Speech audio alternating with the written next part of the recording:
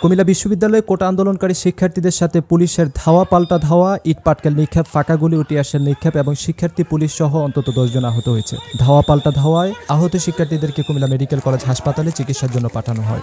শিক্ষার্থীরা জানায়, কোটা সংস্কার আন্দোলনের জন্য বিকাল 3টার দিকে বিশ্ববিদ্যালয় থেকে বের হয়ে মহাসড়কের দিকে রওনা দেয় আন্দোলনকারী শিক্ষার্থীরা।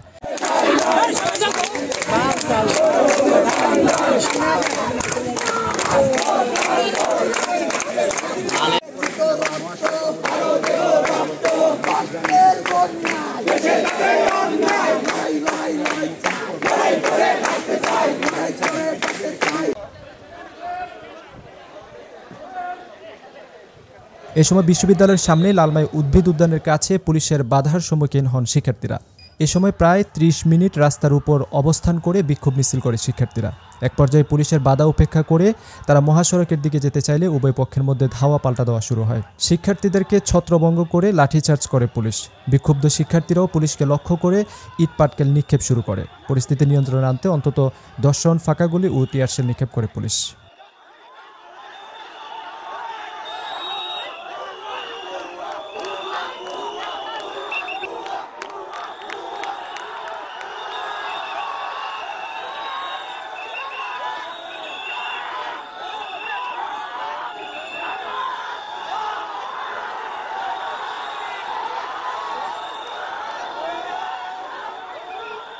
প্রায় 1 ঘণ্টাব্যাপী ধাওয়া পাল্টা ধাওয়ায় ও শিক্ষার্থীদের মধ্যে অন্তত 10 জন আহত হয়েছে।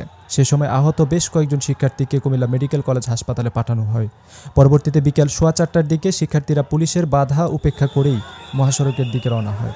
যে কোনো অপ্রীতিকর ঘটনা এড়াতে মহাসড়কে ও বিশ্ববিদ্যালয় এলাকায় অতিরিক্ত আইন শৃঙ্খলা বাহিনীর সদস্যদের মোতায়েন করা হয়েছে।